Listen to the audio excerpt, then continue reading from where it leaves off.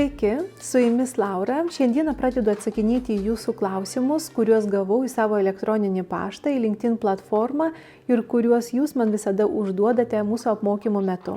Kaip tik šią savaitę turėjau HR webinarą apie HR verslo partnerystę. Ir vienas iš dalyvių, būdamas HR vadovu vienoje vietinėje įmonėje, Baku, Azerbaidžane, uždavė man tokį klausimą. Jis pasakė, kad Laura, aš nesenai pakeičiau savo darbą ir mane pakvietė mano vadovas ir tiesiog pasakė, kad paruošk HR strategiją. Jis sako, kad aš niekada nedariau HR strategijos, nežinau nuo ko pradėti, ką daryti, padėk, patark. Ir tas klausimas tikrai labai dažnas yra. Daug kas man užduoda šį klausimą. Aš tada visada užduodu tokį grįžtamąjį klausimą apie tai, kad gerai, o kokie yra jūsų organizacijos tikslai šiais metais? Kokia yra jūsų organizacinė strategija?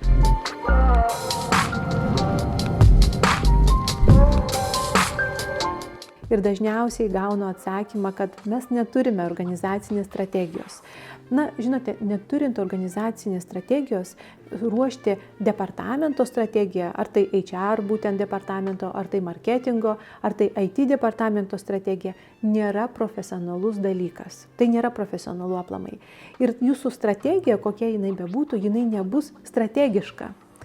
Būtinai reikia turėti savo organizacinę strategiją ir tikslus. Jie turi būti aprašyti, jie turi būti sutarti ir aš manyčiau, kad jūs kaip HR vadovas turite dalyvauti būtent strateginėme planavime. Jūs turite turėti ten savo nuomonę, balsą ir tiesiog kartu dalyvauti visame planavime.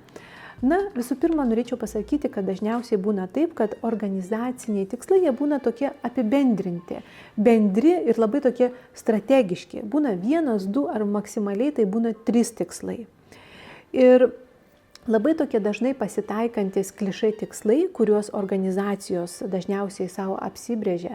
Tai pavyzdžiui, resursų optimizacija arba, ką dar galima sakyti, dabar labai populiarus yra inovacijos būtent darbo vietose ar verslo plėtra ir taip toliau. Ir tada aš norėčiau panagrinėti vieną tokį tikslą, kaip sakykime, kad jūsų organizacijos tikslas yra inovacijos jūsų paslaugų ir produktų atžvilgiui. Ir antras tikslas būtų resursų optimizacija, tai galima pasakyti, kad sumažinti išlaidas būtent antriniams funkcijoms. Ne pirminiams tos, kurios būtent uždirba dėl organizacijos pinigus, bet antriniams, tos, kurios tiesiog pagalbinės funkcijos, tokios kaip HR, marketingas, tai gali būti ir IT, pavyzdžiui, departamentas. Sakykime, jūsų organizacija turi tuos 2 tikslus ir tada kaip jūsų HR vadovas turi išvelgti ten būtent savo HR tikslus. Jei aš būčiau HR vadovė, visų pirma, aš pagalvočiau, kad gerai, kaip mūsų HR funkcija gali prisidėti prie bendro tikslo, kaip mes galime organizacijai padėti pasiekti tų tikslų. Aš pagalvočiau, kad aš turiu 2 skyrius, sakykime, rekrutingo skyrių ir apmokymo skyrių. Tada rekrutingo skyriuje, jeigu mano organizacinis tikslas yra inovacijos, inovatyvus mąstymas, būtent aš tada pridėčiau vieną naują kriteriją, kai daryčiau atranką. Pridėčiau kriteriją, kad mano kandidatai turi turėti būtent tą inovatyvų mąstymą. Ir mano rekruterio darbas būtų surasti būtent tuos žmonės, kurie labai tokie inovatyvūs, atviri įvairovėms ir taip toliau. Tai manyčiau, kad vienas iš tikslų būtų tas. Antras iš tikslų būtų, jei aš turiu apmokymų skyrių, būtų tada suorganizuoti daug įvairių apmokymų, treningų, webinarų, kurie būtent vystys mano personale tą inovatyvų mąstymą. Tai manyčiau, kad taip mes galime prisidėti prie šio tikslo. Dabar pasižiūrėkime antrą tikslą – sumažinti išlaidas būtent toms antrinėms funkcijoms. Aš pagalvočiau, kur aš galiu truputėlį pamažinti išlaidas. Ir viena sritis, kur aš tikrai galiu sumažinti išlaidas, tai atrankose.